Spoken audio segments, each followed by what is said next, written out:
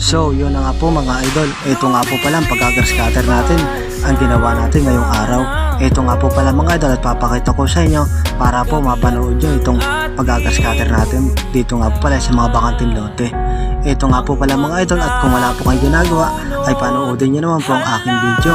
Kung nagustuhan nyo po mga idol ay mag-comment lang po kayo kung tigasan po kayo para alam ko po kung saan po nakakaabot ang aking video. Ito nga po pala mga idol, kung mapapansin nyo, ito nga po palang ginagrass cutter natin ay isang lote. Kaya po mabilis lang po yan para sa ating mag-grass cutter. Yan nga po pala mga idol, kung mapapansin nyo ay papunta po tayo doon sa puno. Siyempre po mga idol, yung puno yan ay susunod natin. Aakyatin po natin yan mga idol. Pagkatapos o titrimin natin yan.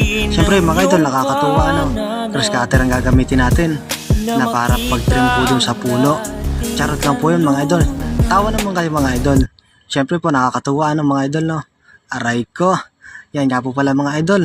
At nauuna sa atin yung kasama ko na mag-grass cutter dyan nga pala sa mga bakanting lote. Dahil medyo mabilis nga po pala siya. Sabi niya po pala sa akin ay na mauna na ako